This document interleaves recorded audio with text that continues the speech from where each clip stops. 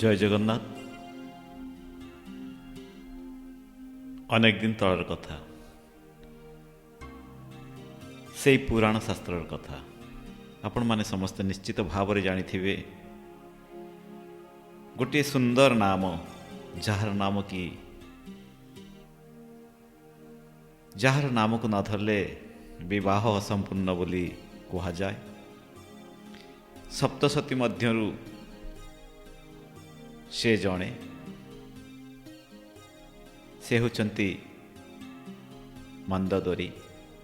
आपण माने निश्चित भाव में शुणी यथा रावण से तथा मंदोदरी विवाह कर्म रे यही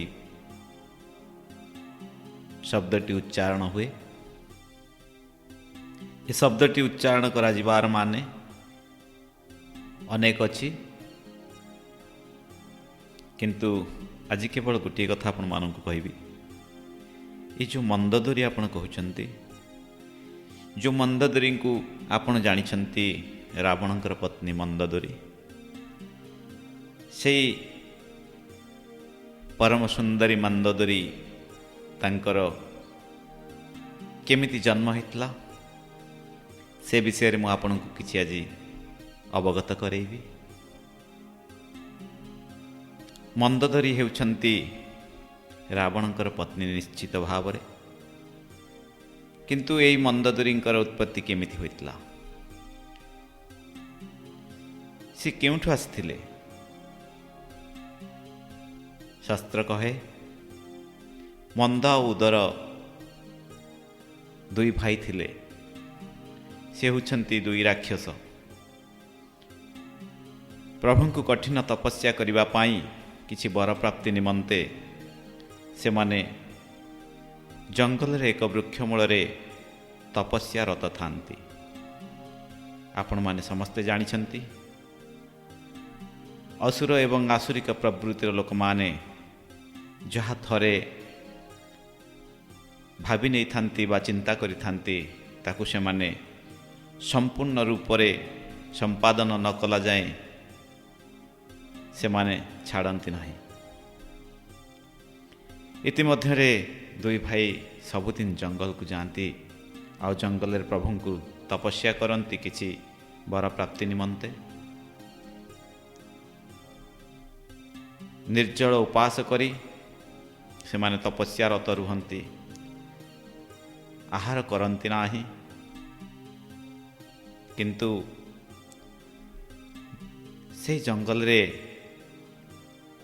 गाईटी आसी यांक तपस्या सब बेले एते भाव देखी सी दयाकरी गोटे जगार क्षीर टिके दे दे जाए। जो क्षीर टिकू को ये दुई भाईंकर तपस्या जेतबेले संपूर्ण हुए, प्रत्येक दिन परी से माने से दिन भी से क्षीरटी को पी जेतबेले तांकर तपस्याटी को से भंग करी क्षीरटी को पीवा को उद्यत हुअंती। से समय रे बड़ भाई देखिले जे से क्षीर रे गोटे बेंगटे मरिकी भासुची। तांको मनरे संदेह जात हैला। बड़ भाई सान भाई मुह को चाह कहले, अरे ये बेंगटी कौटू आसला? आ ये पुणी मृत किए बेंग को मारला? सान भाई कहले, ना ये बेंग को कहीं मारी ना, ये बेंग निजे मरीची, क्षीर रे पड़ी मरीची। ये बेंग आ कहीं जान आमको भोकिला रखिया पाई। भाई कहले, नाई नाई, बेंगटी मरी आमको भोकिला रखी सी कौन पाई था? किछि क्षण परे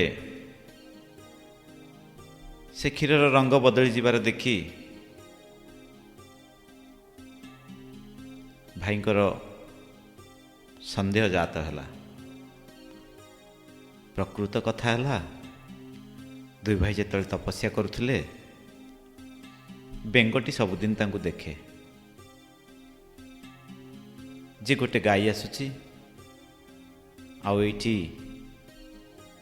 गोटे पात्र थुआ होइछि से पात्र रे से गायटी निजे निजे क्षीर प्रदान करी चली जाउछि एवं ए दुई भाई ताकू से क्षीरटिक पी दिन राति तपस्या करछन्ति।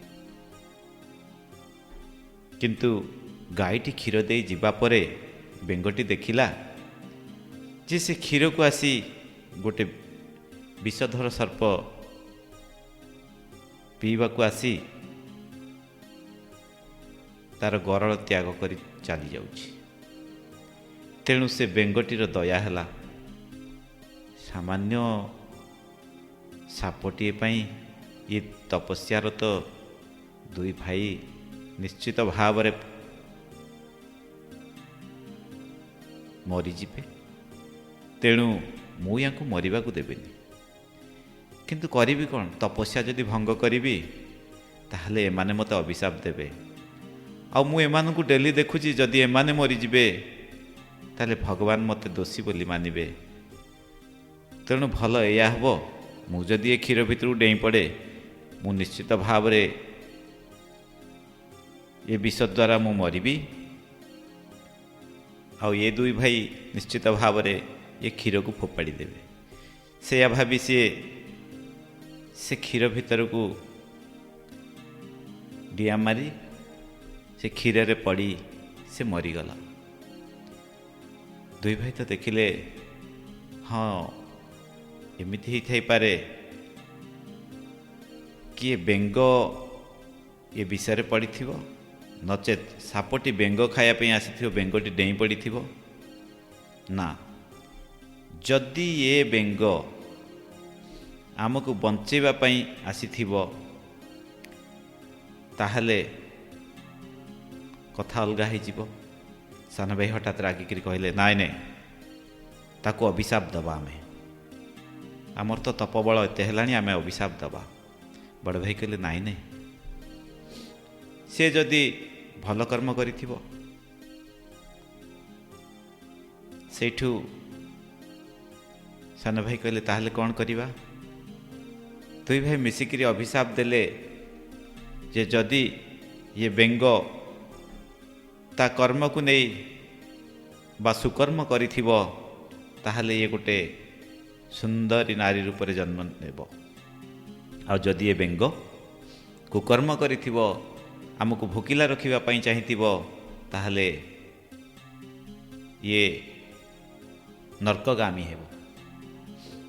या कही कमंडल पानी बाहर करी जेतळे छिंची दियन्ते बेंगटी सुंदर नारी भाव रे आविर्भाव हैला एवं सब कथा कहला। जो दुई भाई सेठी बसी थिले से माने होचंती दुई राक्षस। से मानक ना थिला मंदर राक्षस एवं उदर राक्षस। तार से झीटीर वर्तमान बापा किए हेब, तेणु से दुई जन तो तार उत्पत्तिकर्ता से उत्पत्ति करिछंती। तेणु तांको से दुई भाई ना रे से बेंगर ना हैला मंदोदरी। मंद उदर राक्षस रो श्रापरु जन्म होइथिबारु एवं तांकरी झियो होई रहिथिबारु ता ना से माने देले मंदोदरी। जय जगन्नाथ।